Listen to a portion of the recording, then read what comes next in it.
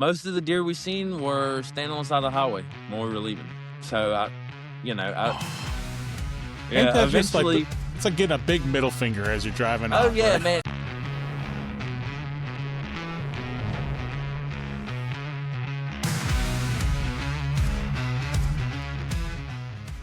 You don't need big money to be a hunter. Just drive, curiosity, and a willingness to learn. This is Backwoods Obsessions, the podcast for hunters from all walks of life. Whether you're new to the hunt or a seasoned vet, you're in the right place. We're learning right alongside you, sharing real tactics, affordable gear, and expert insights. No fluff, just real talk, honest reviews, and a passion for the hunting traditions. Subscribe and follow, and let's keep passing it down one hunt at a time. Now let's dive into today's show. So, Jad, you were just in Piedmont doing a little scoping out for some deer, were you? Yeah, me and my brother kind of made a spontaneous weekend trip. I called him up like I think Tuesday. I figured out we went last year to it's in Juliet, Georgia. Went up to Piedmont Wildlife Refuge. We were gonna do the rifle hunt. Me and my brother-in-law and my father-in-law went last year, and we did pretty good. Um, we we got a couple does. First time for us trying to figure it out, so wasn't expecting a whole lot. We did kill a couple does. My father-in-law killed a pretty nice 8 point. So I knew about some deer from some other guys that had got killed up there on the first rifle hunt. So, really good deer. So I told him, I said, "Hey man, I'm going back for primitive weapons hunt this year, and then I might even hit the second rifle hunt if I can get, the time off work." I was like, "You want to run this weekend? We'll just go see what we can find. Might kill a deer. We'll at least try to find some deer." So, yep, all right, sounds good. Loaded up, took off Thursday night, and got there. And I hunted Friday morning. I kind of had some spots picked out already, from last year that I had hunted. So we went, hung our stands that morning before daylight, and I think I seen three does the first morning. Kind of just feeding off in the distance by me, and so got down and we were gonna make some changes after lunch. So we started walking around looking, and Friday afternoon, or Friday midday, I think we walked, I don't know, a couple miles anyway. Got your exercise in. Um, yeah, and where I'm from, we're flatwoods, right? So I'm not used to the hills. So in Piedmont, there's hills, big hills. So yeah, we get a couple miles in. We're not having much luck on finding much deer sign. Checked all the oaks I could find. Everything they're dropping. There's food, but the deer aren't eating them. They're just leaving them. So it kind of threw me for a little loop because, like I told you guys, where I'm from, if that, once the oaks are dropping, that's what the deer are eating. That's their main diet. So I kind of left those and just kind of ventured out and was walking around seeing what I could find. Didn't find much buck sign at all. Didn't seem like the deer are moving around a whole lot yet up there. I don't know if it's geography or what. Um, What was you the weather know, like? Was that a factor? Uh, no, well, probably it was hot and sunny. It was like 91 middle of the day, like 67 in the morning, 65. So sweating, like I said, everywhere you go, you're sweating. In the dark, in the day, it doesn't matter. You're sweating. Um, so the second day we covered a lot of ground looking. Um, and ended up we found most of the deer sign the last day before we ended up coming back home. And most everything was down inside of the creeks. So, like I said, their creeks are, most of the banks are pretty high. They're pretty steep banks. And I just dropped down in one and started walking down it. And man, I would come across and there would be three or four sets of tracks crossing. And you could see where they come down this side and they'll kind of diagonal across and go back up out the other side. So I followed that for a little while and I found, four, five, six places where they were crossing pretty good. But that's about the only place we found any kind of deer sign. So I don't know. Like I said, I don't know if it has been raining up there, if it's been dry like it has here. I was trying to get around some kind of water because I figured it had been pretty dry there too. Um, and that was, we found one rub the whole entire weekend. And like I said, I know I clocked for sure 10 miles at least on my step counter on my phone. So, I mean, we covered some ground. Um, So not only did you get your steps in, but you got a calf workout going up and down them yeah, hills. yeah, Okay. man, I'll be honest with you. Friday night, no, Saturday night, no, Friday night. I probably didn't get 3 hours of sleep. I would wake up, my legs were cramping, just it was terrible. Right? So, yeah, we didn't do too hot. Most of the deer we seen were standing on the side of the highway when we were leaving. So I Oh, ain't yeah, that just like eventually. it's like getting a big middle finger as you're driving Oh, off, yeah, right? man, and we passed 2 bucks, I mean, bigger deer than I've ever shot. Probably one of them had to be, easy 130 inches standing in the ditch. Right, so we passed him, turned back around, stopped, and we're looking at him, and here we are. We can't even kill a 80-pound doe. Like, so we struggle busted. It's always a good time. We're learning no matter what. If you're in the woods, just you can at least learn, right? So we'll get it eventually. Once we get it figured out, then it's easy from there. So, but compared to where I'm at right now, almost at the Florida line, the deer activity here is booming. I mean, we've got scrapes everywhere. We got rubs. I got bucks already coming out and doing their little head dance for the does and kind of run them off. So yeah, I guess it's just a little later up there for them. But it's like nothing was going on at all. Piedmont, did you have Just trail cams at all, or were you just out there looking at the no, geography and kind of running it ad yeah, hoc? no, we didn't have any trail cams. Like I said, it's about 3.5 hours from my house, so I gotcha. we just get there and kind of overall on the map and just we'll try to find the drains, or we get a patch of hardwoods here and stuff like that. So Well, things are a it's little there's different a for you right there, GW. Right? You get trail cam pics of some nice 8-pointers.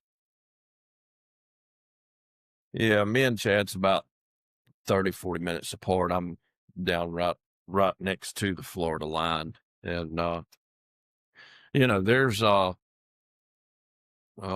buck activity. I mean, it's rolling right now. I mean, it's still hot, but there's a lot of activity. you can definitely tell the hormones are starting to change on them, because I mean mine are, like I said, in the past 2 weeks I've probably got 4 or 5 new bucks on camera that I haven't seen in the past 3 months. They just randomly show up, and then here they are. They're showing up once a day, twice a day now. So they're on the move here. Yeah, they're moving. I mean, I I have, you know, 10 or 15 between 6 and 12 points, here on my place, and they're decent bucks. They need a couple more years. Even the 8-pointers need a couple more years. They're young, probably 2 years old. Um, a couple of them that I've seen that are 6-pointers this year are they're year olds. But I keep a lot of protein out for them, a lot of nutrients, and you know, just keep trying to keep growing them, and you know, take out a few does here and there to keep the herd where they need to be. So, Right? Well, it doesn't hurt to fill that freezer a little bit there too, right? So yeah, yeah, yeah. just I hadn't really started going yet, just because I've got a lot going on, and it's just a little hot. I mean, That's an uh, understatement. Yeah. what was it? Friday, I think it was 93. I mean, it was rough. So with the heat, But guys, are you gonna change your tactics at all? Are you gonna like kind of try a different strategy, try a different location, or try to find a bigger body of water or creek or just something to wait try till it to? gets cooler. Yeah, yeah. Here, there's swamps and stuff everywhere, so there's plenty of Man, water around. you're not gonna Um, run out of water. yeah, but yeah, the wind. Try to hunt the wind as best you can, which is almost impossible where I'm at. I mean, coastal Georgia, it swirls. It'll blow this way for 3 minutes, and then it's blowing this way. So it's you just gotta it's kind of you kind of gotta have luck on your side. I mean, it's Yep. so. Yep. It's what I tell everybody is, you know, especially down here, if you're going to hunt in a tree stand, you have to get high enough that your scent's going to carry, and because the wind just, I mean, it's virtually impossible to get that to work that wind here, And right? Because and adding to that, if you're in the woods, usually it's so thick that like, if you get really high in a tree, you can't see a whole lot then, so it's kinda like Right. it's hard. Yeah, and I mean, out here in Texas, I mean, everything's so wide open. Like, I don't have a lot of cover. I'm having to take longer shots. And water doesn't exist out here. We're as dry as can be. So, if you do find a pond or something, you try to associate that with maybe an edge line, or you try and find where they might have a food plot, or some bedding nearby, and you try to get like that holy trinity there of food, safety, and water. But those are few and far between out here. So I think that's one of the things that makes it hard here is because that's everywhere. Everything is thick enough that they got good cover. they can Everything, go there's anywhere. water everywhere. There's food pretty much, if that, like I said, if the oaks are dropping, there's food abundance of it. So, Now, do they I'll give prefer you a those prop. white oaks, or do you find that they're like in red, or they? well, the water, like, so the white oaks will kind of drop for us first. The red oaks only are every couple years, and some of the white Okay. oaks will be like every other year. Um, but yeah, if you can find the white oaks when they're dropping, the deer they prefer those versus like a water oak or something like that Uh-huh. for sure. So I'll give you a prime example. So last year I had um me and the youngin was in the stand back here, and so I've went in and cut everything around me down um with a blade on my weed eater and stuff, and cut shooting lanes for our bows, and that. But so you'll see the live video when we're up in the tree stand. Well, that tree stand's 30 foot high, and it's a ladder stand. So I added some length to it in order to get it up to 30 feet, and that's high for a ladder stand. But we were in that thing, and the deer come totally opposite of where they were supposed to come. So they come where we were sitting in it to our right. They were no further than probably 20 yards, but I couldn't see nothing but the top of their horns. That's all I could see. Couldn't see. You could never see the body of them because it was so thick in there. And I mean, it's probably not a 20, 25 yard shot, but I couldn't see them, even 30 foot high. If they would have come anywhere else on the entire place out through there, I would have been able to see them, but they come right through that thick stuff. All you could see was top of the horns, I'll and that's I'll it. tell you this. Wow. I'm 32 years old. I've hunted here my whole life, and 2 seasons ago was the first deer that I've ever shot over 150 yards With a bow. with a gun. Oh, with a gun. Okay. 90% I of the was deer gonna I say that's shoot, one hell of a shot yeah, with a no, no, bow. no, 90% of the deer I shoot are well under 100 yards, just because we don't have anywhere that you can see. I mean, if you hunt the power lines or a food plot, obviously, but if you're in the woods, I mean, most of your shots are like 40 yards, 50 yards. You don't even need a scope most of the time. You could iron sights on a 30-30 and kill them. So Right. Yep. Year before last, for the shot that I killed, one was about 35 yards. About it. it's crazy. But It's just but crazy how it's so but much different, wherever that you go. there again, I rarely shoot anything over 40 yards. If it's over 40 yards, I most of the time don't even fool with it. I just, yeah. I mean, unless that was just a huge buck and I had the perfect shot, but You know, I mean, that's a pretty Yeah. long shot, 40 yards in the woods. You know, There's a lot of stuff to get in the way. the smallest little Yeah. twig that you don't see, right? And I mean, it's no different than a bullet, right? I mean, that bullet's just it nicks the smallest little twig and it deflects it, you know. And where that perfect shot was now is, you know, it's going to make hard to recover that rascal. And you know, so I just usually, you know, I usually try to keep. I try to position myself to where I've try to get the best shot that I possibly can and nothing over 40 yards, you Yeah, know? with my bow, I typically try to stay 40 or less for sure. Because I mean, even in a perfect world, 50 yards on the whitetails just standing there changes fast. Once you let that Yes. arrow go, there's a lot of time in between So, that Yep. it can yes. change. They hear that twang and then they Yeah, sink down and they spring Well, off, right? I mean, it's just stuff you can't see with your eye, right? That's you're focused on that deer and you're not, I see these people out there, talking about they shot this deer at 90 yards and I'm like, man, like I'm yeah, good. That's that's a not great a shot. I mean, I'm happy for you. I mean, that is a great shot. I'm just not the one who's going to be taking it. I mean, nah. Yeah. I'm not gonna shoot I'm after just 90 not. yards. I mean, that's You seconds know. of time between Oh the man. moment Oh you I yeah, let mean, that trigger release go and the flight time alone is enough to make your gut right. to sink. Like, is it gonna hit?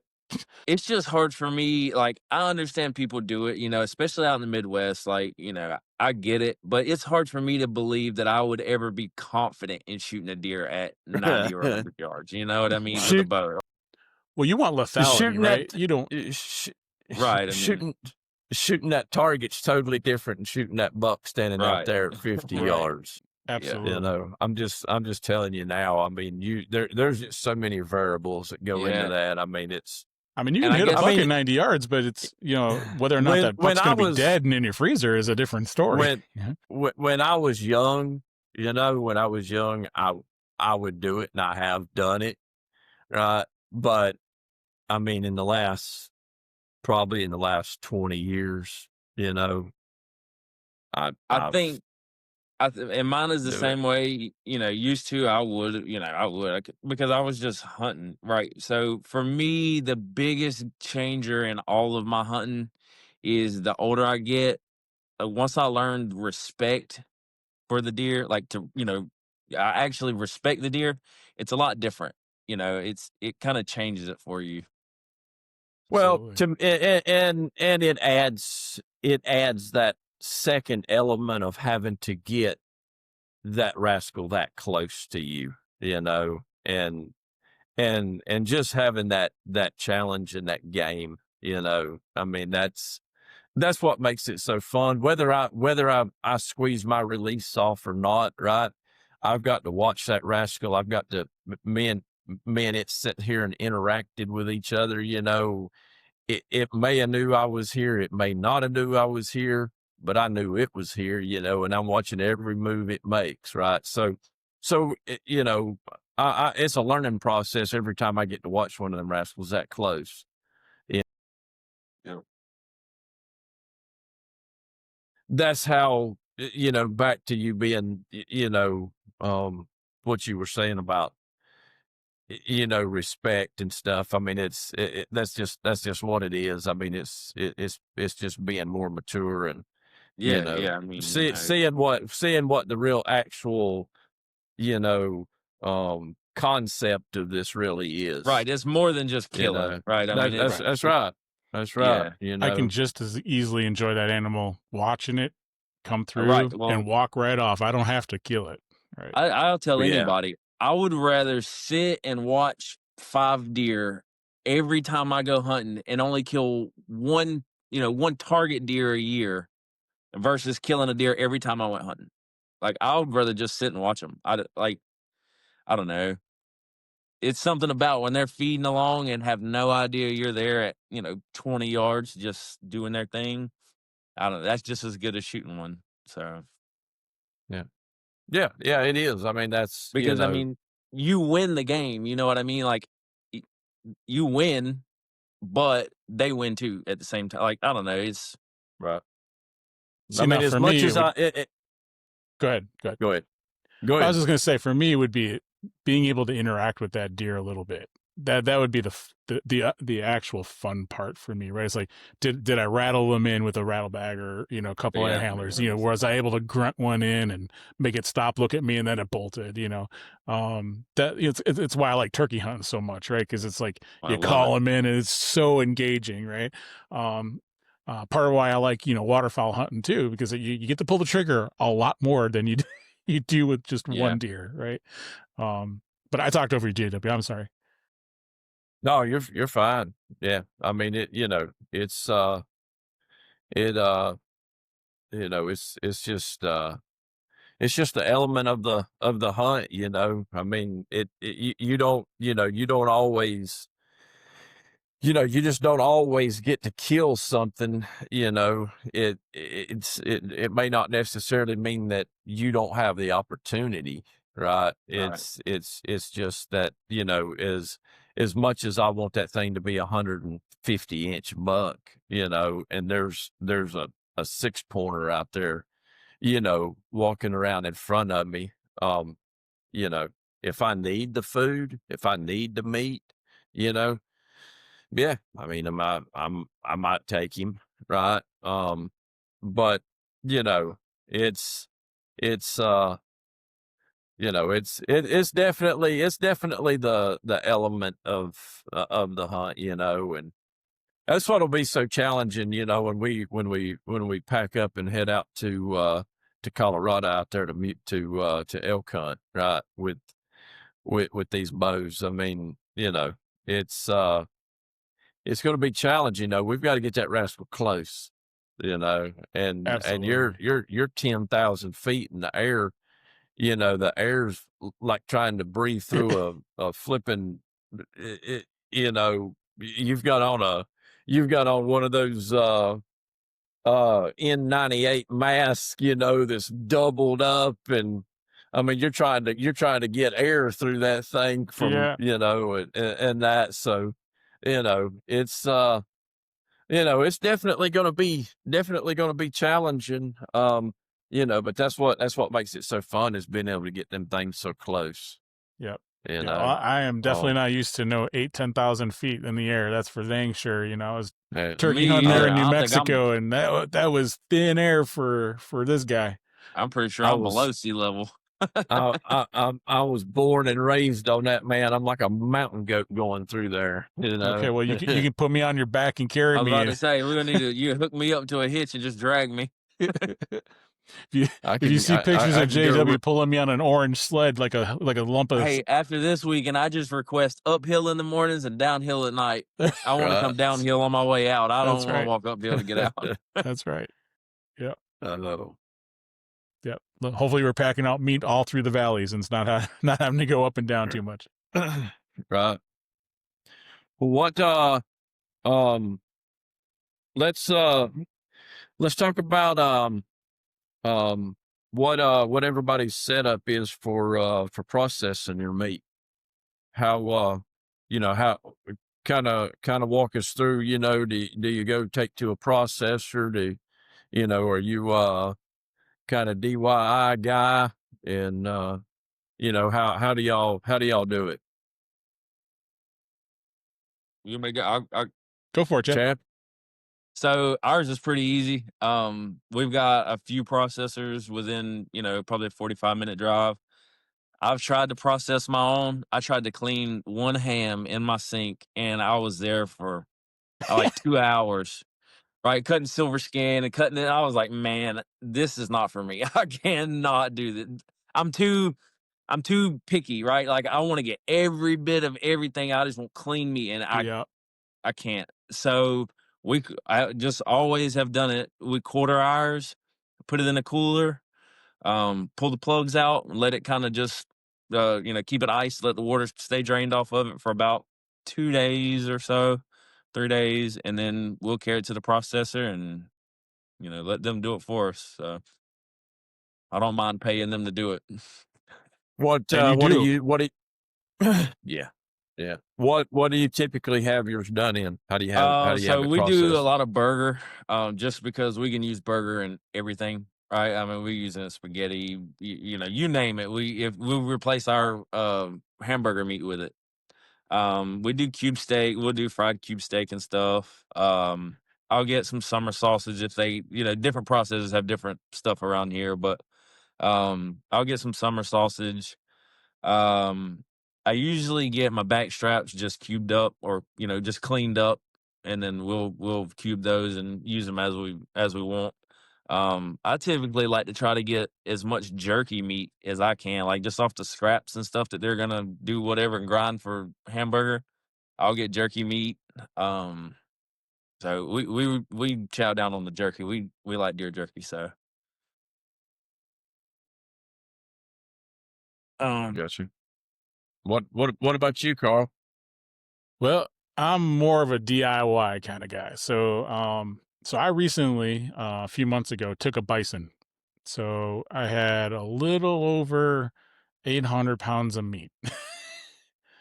It took four 150 quart coolers plus a couple smaller coolers on top of it just to get the meat in a cooler, right? I had to rent a trailer because I didn't have a trailer big enough for all the coolers. But I have quite the setup. So if you ever heard of a company called Meat or Made for Meat, it's they've got some commercial grade type stuff, but it's marketed to the home owner, and I pretty much own their entire line of processing equipment. So I've got a horse and a half grinder. I've got a 50-pound meat mixer. I've got a 15-pound sausage stuffer. I've got a smoker that I can do about like 100 pounds of meat at a swath. And I have a bandsaw. So when I did that bison, I actually was cutting the legs into osso buco steaks. So that's the bone in the middle with the meat around it, and then all those things when you're slow cooking them suckers. I don't know that I've Carl's a ever happy had boy. bison. Yeah, and then I took the femurs and I canoe cut them, so that's where you take the femur and you cut it long ways, and that way you can roast them and get the marrow out of them, and so we like to eat, as evidenced by my girth, right? So we do a lot of it. I'll make a lot of burger out of it, and I've got a burger patty maker. So I made something on the order, like, I don't know, 150 or so hamburgers, preform them into, I think it was like 8-ounce patties or something like that, quarter pounders or half pound, and froze them. And then I've got a ridiculously sized commercial vacuum sealer. So then I vacuum sealed everything, and along with it comes a software program and a little labeling machine that allows me to label it all and then slap it on there. And I've got 4 freezers in the garage full of bison, gemsbok, red, whitetail, mule deer, you name it, it's in there. Everything from squirrels and gophers to anything that's getting ready to be taxidermied is in there too. So I planned it. I pretty much do it all. I just made, 60 pounds of summer sausage, made some bratwurst. I haven't got into fermenting meat yet for like salamis and stuff like that yet, but I plan on it, and I want to make biltong. I do a ton, like you. I love jerky, so I'll take those scraps and I'll just start slicing them in the moment, and I'll make 15-pound, 20-pound bags of pre-made, pre-sliced stuff, and then when I'm ready to make it, then I'll go ahead and marinate it. But I've already got it pre-cut, and I got a big automatic slicer that slices it all up. So my garage doesn't have cars in it; it's just got a lot of meat making stuff in there. So that's kind of like my hobby. I think if I didn't actually work for a living, I'd probably be a butcher. So how about you, DW? You do your own stuff, or you take it somewhere? Well, both. Um, originally I'm from up in the Appalachian Mountains, and so I was pretty much raised. We had a smokehouse. My whole entire life we had a smokehouse, and so when I moved out of the mountains, I I built a smokehouse, and I don't think anybody's ever seen one of those things down here in the flatlands like this, because there was a couple of people wanted to ask me. They're like, "What in the world is that?" But so I built mine 10 by 10, and I built it up about a foot and a half off of the ground. I dug the ground out from under it on the west hand side, and I put a 55-gallon barrel down in the ground, and I cut the top of it in three quarters. Cut the back of it, made a cut about a quarter of the back of it out, put it so it sticks out from the underneath the smokehouse about a foot. Went in the smokehouse, cut the floor out, sheet metal that down into that. Went up top, and I've got 36-inch openings, 9 inches wide on the north and south side. So I've got a slider up there. I can slide it, crack it open, crack the south open, because the wind usually blows from the north to the south, or So from you the get that south to the Venturi north. effect. That's exactly right. And so, the only problem I run into down here is a lot of times it's just so flipping hot, right? And so you got to be pick and choosing, and that, whenever you do that, whenever you go to smoke meat and stuff. But I have several times smoked a lot of fish too. But I usually do it just really depends, really. Time, location, what all I have going on. I mean, I have Wainwright's right down here, about 45 minutes that I can be there, and I mean, if I don't have a lot of time, I'll take it down there and have it processed. They make good sausage down there.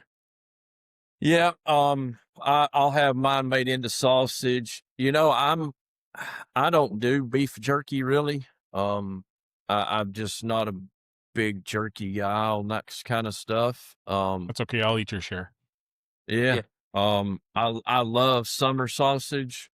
But I have majority of mine put in hamburger meat, sausage, summer sausage, The sausage and stuff like that. no, just like stew, and stuff like meat. that. Stuff we can I can throw in the crock pot, But if I can smoke it and the weather cooperates with us here, I definitely will. I mean, I have grinders and meat saws and everything I had growing up. I still have it, and so I definitely use it. But it's just a mix, if like I said, depending on the weather and everything else, because I love to salt cure ham. Hams, right? I mean, I love salt cured hams, but there again, the weather has to cooperate, and I've not bought a big freezer yet. That's my next thing. Is I'm gonna buy a big walk-in cooler and put it up out here so that I can. I have a little bit more access to that. I don't think I'm going to actually buy a cooler. I'm going to make my own, but I'm going to make it out of a storage container. Oh, right? dang, And that would be awesome. yeah. I mean, that's more of the practical way for me to go, and I can do it that way with a air conditioner. Yep, and they got those was it cool bots where you can trick that air conditioner into running all the time, and that's awesome, man. I'm jealous. I just don't have space out there. Like I said, everything's in my garage or my living room, so I think my wife's pretty much upset with me that there's a gigantic vacuum sealer, in the corner of the living room. So I got to find some spice for it. So I'm definitely jealous of your property there.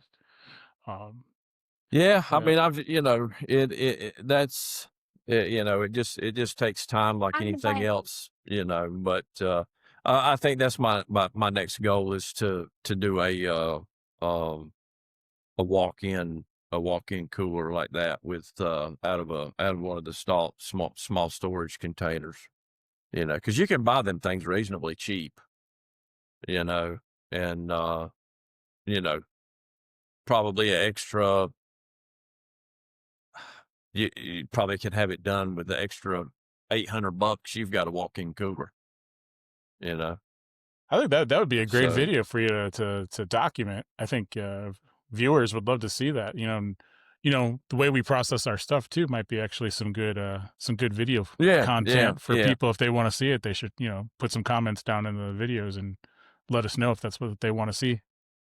right, yeah, I have no issue with that. I can set the thing up on the tripod and we can go to town, I'm Yeah. interested to see. That's a money-making venture around here. Shoot, you could put one of them things in the middle of town and just charge people per deer to hang it for however Oh Lord. long.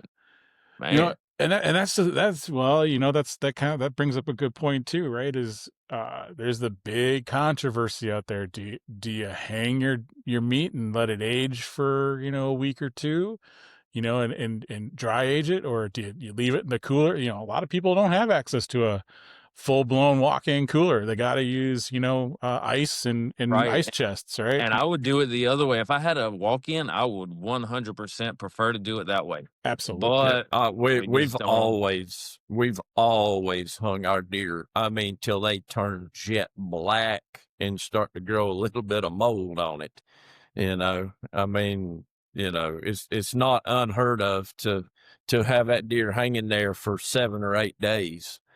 you know, and but But you got to down have in here the it's right a different. conditions, though, right? I mean, Right. that's Up Right. up in Appalachia, you could do that because it wouldn't be above 35 degrees for 2 months, and so Yeah. you literally had that, that capability of doing that. Down here. You don't have that capability, so No, you have I'm jealous. you got to I see people improvise. on Facebook and stuff talking about hanging their deer in their garage. They just put a tarp down and hang their That's deer and that's let it all. hang That's all for we done. days. That's all we And I'm done is just like, hang man, in the I garage. wish. yeah. I I don't can't have tell you anything how like many that. times I couldn't tell you how many times my grandma went to come in and she would get out of the car and open up the garage door to pull her big Lincoln in there, Oldsmobile, and there'd be a big deer hanging there right where she parks, and she wouldn't be able to pull in. And Yeah. but I mean, Yeah. it's yeah. Because But I would as like I prefer to hang sides of meat, just go right down the vertebrae, just yeah, split that just cut animal them. right in half and hang it that way. And, then quarter it up and everything else, after you've skinned the hide off of it. Um, that would be my preference. All right. So JW, when you get that done, I think Chad and I will be visiting you pretty quick. Yeah, for sure. I'll make the trip. It ain't far for you. You're Yeah. about Yeah, down no, here every day working, but Might Carl, be a that's bit of a that's a drive for different me. story. Yep. Yeah, Yeah. yeah. Well, but it don't That's get just cold enough out here to be doing anything like, just leaving a deer in the garage or nothing, right? That's yeah. rare it ever gets that cold. Yeah. Come on over here, and I promise you, it won't be nowhere near that. you yeah. know, Yeah. It's Uh, Yeah. Yeah. granddaddy, my wife's granddaddy is 90 years old, and last year was the first year that he said he's ever seen snow lay on the ground for 3 days. No He's kidding. never seen it snow down here like that in 90 Yep. years. Well, like I said, I'm 32, and that's only the second time I've ever seen it here, ever. I mean, the first time was it only, it snowed that afternoon, and by lunch the next day it was gone. But For us, yeah, if it has snowed into, I'm in Midland, right? And it has snowed out here and maybe 10, 15 minutes. And then, then the snow melts in another 10 or 15 minutes, that it just well, doesn't stick. after this past year when it snowed here, I think I'm good with it not really snowing here. Man, it was aggravating for 3 days. Oh my god. trying to go anywhere or do anything. It doesn't snow here, so when it does, everybody freaks out. All the businesses close up. Like it's Yeah. miserable. So you guys I'm are like used us. to We the don't have the snow. infrastructure to deal with that, right? Yeah, yeah. Everybody just stays home. right. I Yeah. was used to the snow. I mean, it was all time occurrence when I was living up in the mountains. I mean, that's one of the reasons why I wanted to get out of there. Was just so I didn't have to deal with all that snow and then come down here and it snows. Been down here for 10 years and now it's done snowed. But Well, I sure don't miss shoveling because I used to live in Illinois and Wisconsin, and man alive, I was going to be yeah, that dude at the end of the driveway, laying in the ground after having the heart attack, shoveling all that snow. Yeah, most of ours it was mostly ice. Like, I mean, it wasn't really like powder snow. It was harder. And my little boy, man, he wanted to get out there and make snowballs so bad and throw snowballs. And we were throwing big blocks of ice at each other. So Well, that would be the best times, right? Is when you yeah, can get yeah, your kids out there. It's just like yeah. when you get them in a hunting blind for the first time, right? It's just those special moments that really Yeah. And makes the he's difference. never seen snow, so he was like, oh, he was amazed. So it was cool. I'm glad he got to see it and all, but I hope it don't do it again for a long time. Yeah. Yeah. Well, the first last big one that hit this area, it took down the power grid and everything in Texas. So, Oh, it man. was, we didn't have power for a week. So, and we just have to worry about hurricanes. That's why we all have generators and everything else because all the hurricanes come through here and wipe everything out. Yeah. So that's got to impact the hunting, right? I mean, those animals got to Yes and migrate no. away, right? Not really. No. Now I'll be honest. After the last one, the big one that came through, well, that was last year, right? Um, yeah. After that one, it kind of changed. But we had a lot of trees go down, and a lot of the A lot of canopy and trees. stuff kind of got messed up, and what used to be open swamps and stuff are kind of like just riddled with treetops. So the deer like completely navigate it different now. So yeah, I mean, it kind of did change it, but for the most part, the smaller ones, not really. They move really good before and after, but Mhm.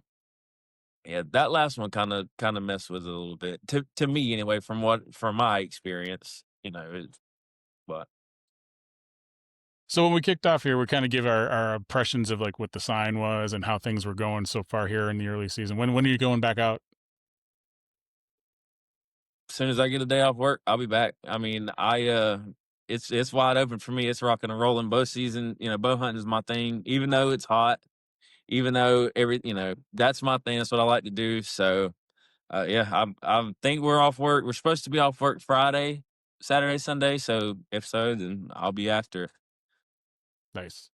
How about you, JW? You gonna get out anytime soon? I know you are one busy man. So Yeah. Yeah. I'll be in there this weekend sometime. This weekend.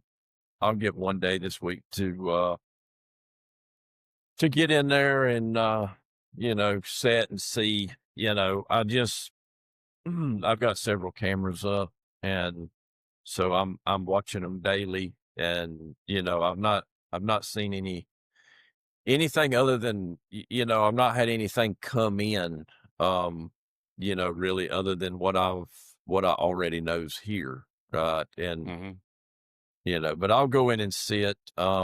They may be a big mature buck decide to move into the area, and that, but here, you think you're gonna try and go live?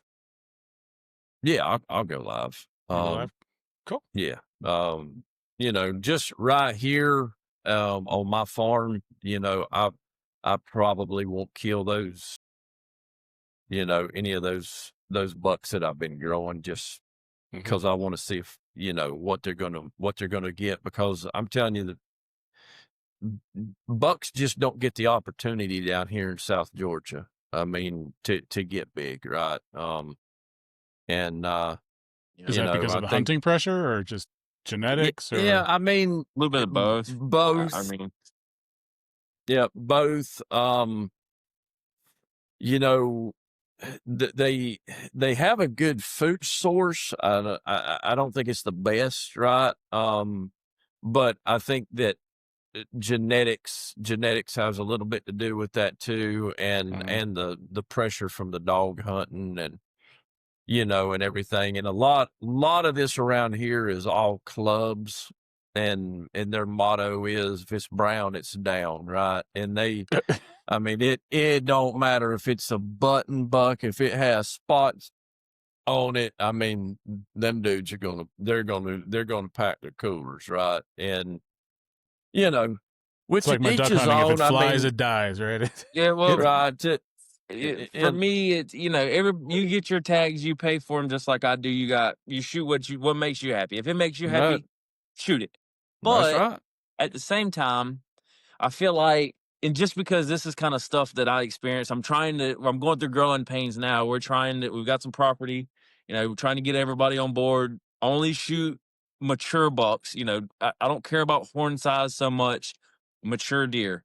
You can tell the difference looking at a deer if he's mature or he's not. Get that thick If neck, get if that you've big hunted for any brisket. Yep. time, any amount of time, and you've seen mature bucks, you know that they're different, right? So the biggest thing that I run into is, well, if it's borderline, like if, normally you would shoot that deer, but you're trying to do better, you're trying to grow deer. Well, if I don't shoot him, what if somebody else does? Well, if you shoot the deer, 100% chance he's never getting any bigger.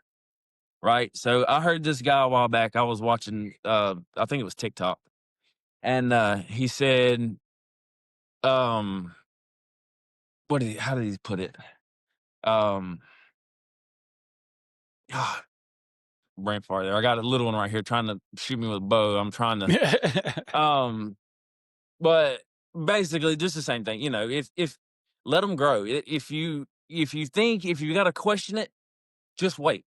In the end, you'll be happier with yourself. And he said, I always bet on the deer, right? Like he's like, yeah, I may see him and pass him, but that doesn't mean he's gonna go right to somebody else and they shoot him, right? Like the deer are smart. You gotta give them some credit. Just because you don't shoot him doesn't mean somebody else will. So you just gotta kind of sit back sometimes, as hard as it is, and deer that you might normally shoot, just try to not, just try to let them grow. So, Well, that and goes I You know, think back the that way to gets me. that philosophy that you were talking about earlier, right? It's like, can you sit in a stand and just see a beautiful animal come in and leave it the Right. heck alone, right? And just enjoy the moment with that animal, right? A lot of things have to line up, right, in order for that animal to give its life to you, right? And you have to be in a frame of mind to take that life, right? And uh, I'm just as happy to let that thing walk away and let it see what it can become next year, because I'm going to be in that same spot. Now, hopefully, that same big buck's going to come by and he's going to have extra points on his antlers, right? Or he's going to be, bigger and more full and throated Yeah. out and eh, tastier. So, Yeah, well, and my thing, I think when it kind of changed for me when I really got into the turkey hunting, I was watching a lot, trying to learn as much as I could. And I heard these guys talking about it. And one of them said, if you win the game, right, you kill the bird. But to the turkey, if he loses the game, he pays with his life. That's a one-time deal for him. So, it's makes it kind of puts it in perspective a little bit. It's more than just going and killing one. Like from his perspective, that was everything. That was his whole life, right? Like, yep, so yep, absolutely.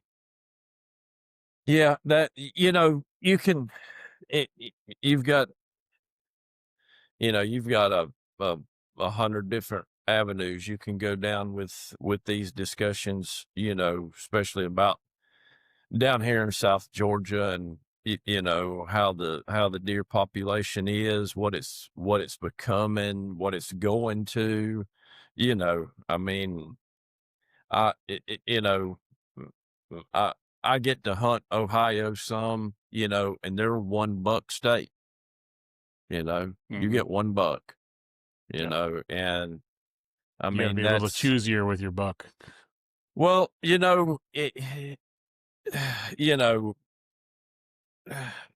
I know it's controversial, and some people, you know, they'll say it's crazy, this foolishness, but I mean, I wouldn't care to see some of these southern states go to 1 buck, a year and force you to shoot more does, Mm-hmm. right? Right. And it definitely will probably change. It will change the scenario a little bit, about how deer are grown. Of course, when they implement, or if they were to ever implement something like that, um, how good it would work down here, I man, was gonna say, I'm gonna I be honest. don't I think that know. if somebody, if somebody's just hunting for meat, it don't matter if they can kill 1 or 2 bucks. If they're gonna kill Right, the buck you know what I mean? Like Right. it's not. right. I understand it where they're coming from with it, but in the end, you might save a few, but for the most part, people are gonna do what they're gonna do Right. either way. Mm. Yeah. You Where you are you? you Where are have you coming from? very Are you doing meat hunting, or are you trying to get that trophy on the wall? Right. I you mean, have you have very limited game wardens around here to begin with. yeah. I've got a friend who's a warden here, or he's not here in this county anymore. He moved over a county or two. I think he's still up there where Chad's at. But I all these clubs. I mean, man, like I know a club over here they've got about 10 members, and I mean, I know they killed 70 plus deer last year. I mean, And just that's kind of how the wiping dog them out, hunting. son. Yeah, that's And kind of how the dog hunting that's what rules they're are. Yeah, doing. I mean, that's what yeah. they do to dog hunt. I mean, It's bucks, son, and then they limit their does heavily. I know of clubs that you'll get $10, 2 does per membership. Right, so that's Really? completely backwards of your tags. Right, your tags are 10 does, $2 for Georgia. So yeah, it's Yeah. I don't and know how well they would do you'll a run across 1 buck them. state. That I don't know how You'll well you'll that'd be taken.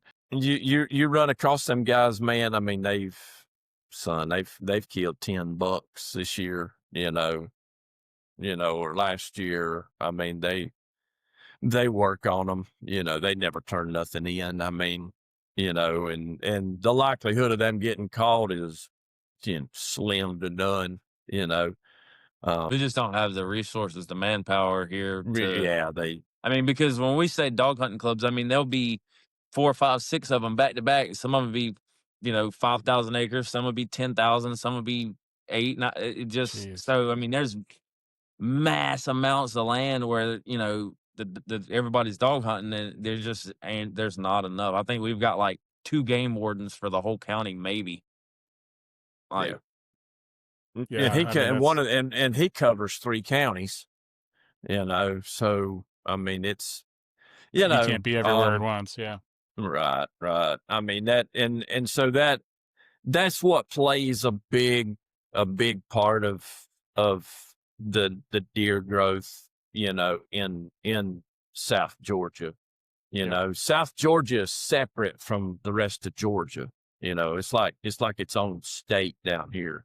I mean, Oh, okay. it's totally different. Like there's you know South Georgia is South Georgia. It has nothing to do with the state of Georgia, really. I You're mean, right. that's Right. that's how they talk about it and treat it. But Yeah.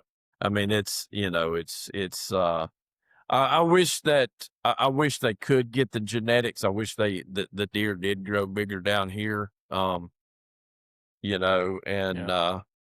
I think it's just it's just a lot of pressure. perfect storm.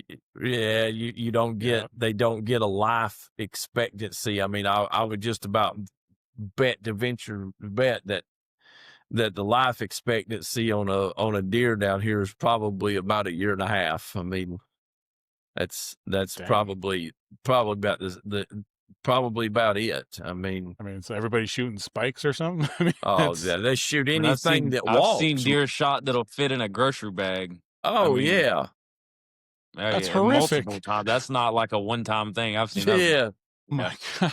yeah.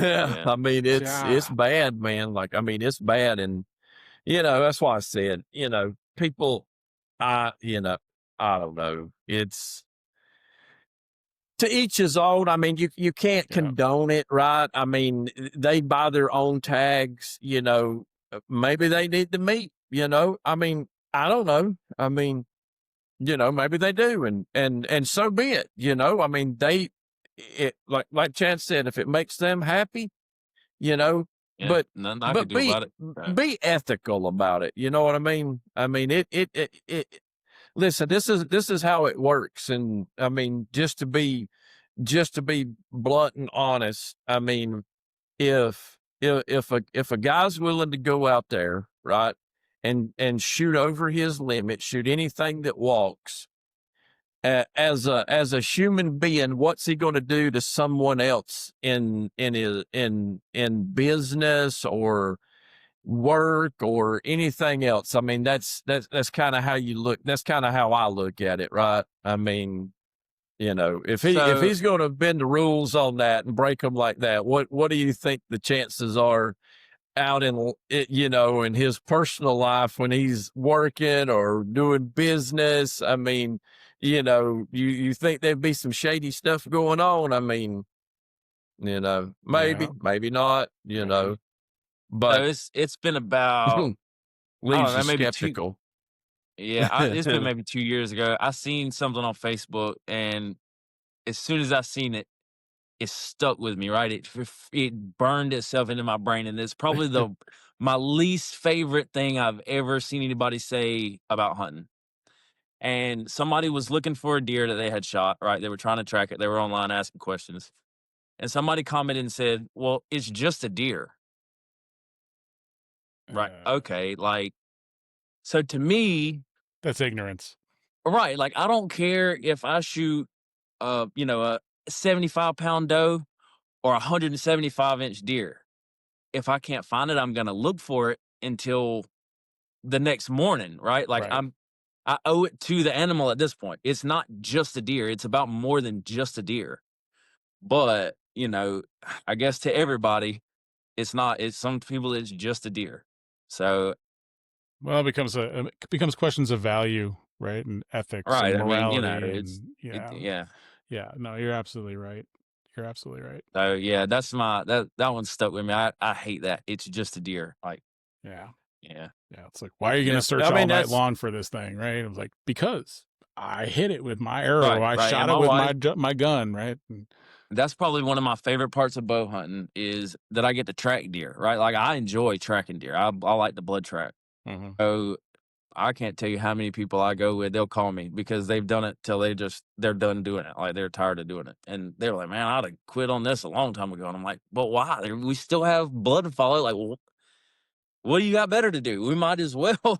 Like, so, Well, I don't know. I'll give you another scenario. Down here, there's a lot of hogs, Oh yeah. tons of pigs, Oh, tons of same here in pigs. Texas. And you see it, they do the helicopter hunts out there in Texas, and Yep. all that. And, they'll do some of that around here, but you'll see a lot of these deer hunters will shoot them pigs, and they will literally take the effort because they don't want them around where their corn piles and stuff are, and they will drag them out, haul them to the creek down there, and throw them off on the side of the road. That just I have never in my life understood that. I have I personally mean, seen on ranches where these guys they'll come through, they'll annihilate 200, 250 hogs, right? And they'll come by with their tractors and they'll pile them up as just a big carcass pile, right? And it's like, what are you gonna do? You gonna set it on fire? I mean, is this gonna be like a Texas A&M bonfire? How are you gonna? What are you gonna do with this, right? And it is just, it's a sight to behold to see that many pigs. Yeah, that's in a crazy. pile. I mean, it's just Yeah. Yeah. I mean, uh, if, if someone wants a pig, right, and I don't, so I mix when I kill a pig, I will take and I will scrape it, boil it, scrape it, right, and I will cut the fat out because I mix that fat in with my deer burger. Mhm. Right, because Right. burger don't have they don't have no fat, right? And so I mix that fat in with them with that burger. But I will literally take and make a phone call, and someone I know will want that pig. Right. Absolutely. I mean, That's good pork. I'm just not gonna put it in and throw it to waste. But I mean, there are That's right. so many down here that will just they'll cull that thing and just throw it over in the ditch somewhere, Right. and I mean, it just I've never understood that. I Well, mean, I yeah. understand there's no close season on them down here, right? There's no bag limit. I mean, Yep. they're just, a nuisance, but, them things will feed someone. Right, and I Absolutely. promise there's someone out there who's gonna want it, and all you gotta do is put forth the effort to make a phone call, That's right. and, but I mean, that kinda stuff, I tell you, it just man, it just there's really no place, for it, Right. Well, and what you gets me know is, out here, especially, there's regulations as to what you can donate that meat to, right? So, I'm right with you. There is not an animal that I will shoot that I do not fully harvest. Right, If I shot, I don't care if it's a squirrel, a rabbit, a gopher, whatever. No, I mean, there's limits to some of that stuff, right? But I mean, if I'm shooting it, I'm more than likely I'm gonna eat it. I'm gonna take its hide. I'm gonna do something. I'm gonna try to fully utilize that animal so that nothing goes to right, waste, right? right. You honor the animal that you took, right? And I have so much meat. Like I said earlier, I got 4 freezers full of meat, and I have enough meat. I can pass that bounty on to friends, family, in the name of fellowship to people in need. But Right. you go to the local food pantry, they can't accept it. There's regulations that says it didn't go through FDA approval or whatever. You know, so you try to find other means. You go through the local church or whatever. They know who is in need.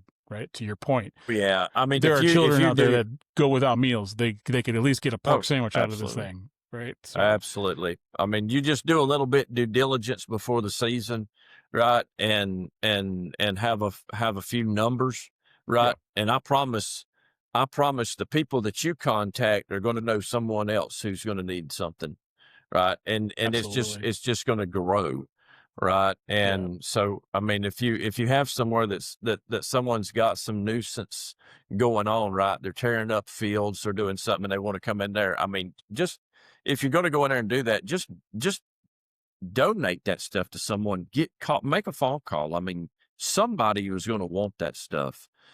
Somebody is going to feed somebody, and a 200-pound hog that'll feed several people for heck for yeah. a few days. You And see, out here we got it's a large Hispanic population, right? So they'll take that whole hog. Like to your point, you boil it so you can scrape down get that's all right. the hair off of it, right? And they'll make the chicha. Some of that stuff is dang good, right? So like I said, that this belly didn't get to the size it did without some practice, right? So you can make some really good. People are so appreciative Well, yeah, through those donations, right? And yeah, um, yeah. there is no reason on this God's earth why people should be going hungry, right? No, There is bounty everywhere, right? And as long as we are able to hunt it ethically and produce it and pass it along safely, we should be able to do that. But out here, hog hunting's big business, and it's not just the helicopter hunting, because I think there's a part of me that wants to do that because that just looks really fun, right? Hanging out a helicopter, going full auto on some hogs. But um, they trap hogs.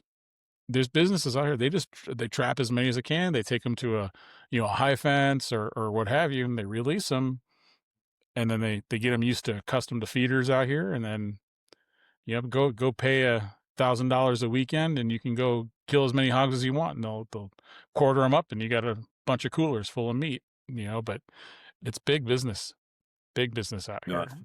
Yeah. So I think there'd be some opposition to all that donation. But there's so many hogs. There's more hogs than there are people. Well, down here in South Georgia, like I was telling you, South Georgia is its own state. It's That's right. separate from state of Georgia, and That's right. But I mean,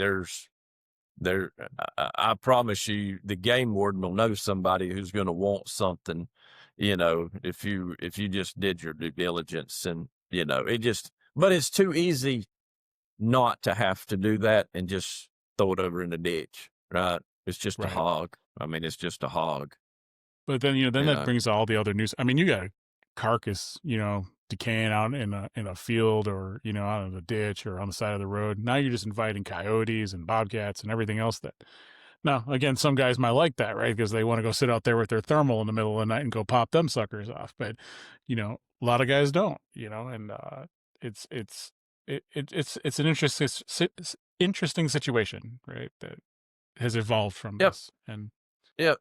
It definitely is, and like I said, everybody's different, and they all have their, their own thing that they do. But, for the most part, I mean, just, try to do the right thing. And, somebody is hungry enough to, they'll be very appreciative if you just give them the opportunity, to bring it over there and give it to them. I mean, they'll do all the work, but I tell you what, you set it up. You get the family's names. I'll come out there to Georgia, and the three of us can go knock down some pigs. well, we they're can go plentiful give 'em around away. here, man. Yeah, I'm about to say we can do it. They're You got any- plentiful around here. Let's You need do it. river swamp, you go find some. I got bullets. Yeah, I promise. I promise they are plentiful everywhere Down there you where go. JW lives, you could just drive down the interstate and take your pick. Oh, Yeah, they're just They just right down on the beside side the of the interstate. road. Yep, every single day they're Every day. standing out there. Every day, it don't matter. See, and that's surprising that more people don't hunt, right? If you're a family that need, you're the head of that household.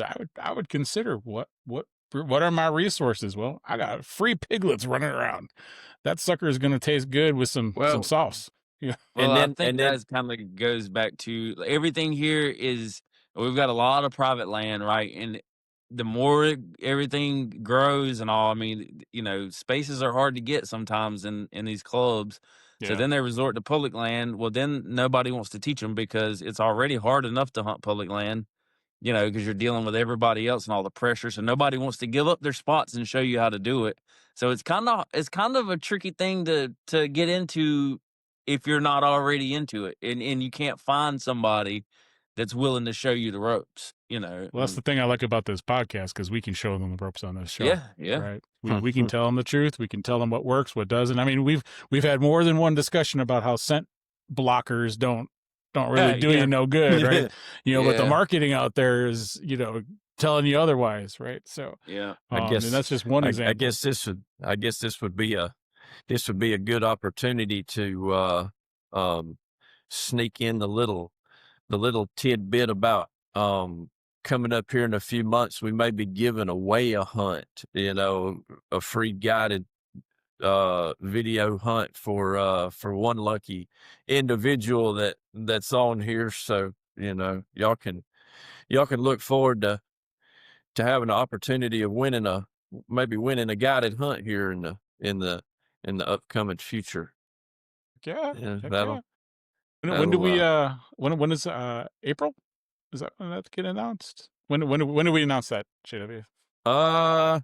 Yeah, probably April, May, maybe May, something like that. We'll get everything set up and have it set up for we'll do it in probably May, something like that. Maybe June, but it'll be for like October. It'll be about this time next year. Well, if it involves any going up to 10,000 feet and climbing hills, that's what you're doing, and then everything else, Chad and I got. So it'll be I'll bring be an air tank and we'll have some oxygen back there. Got my oxygen tank with me.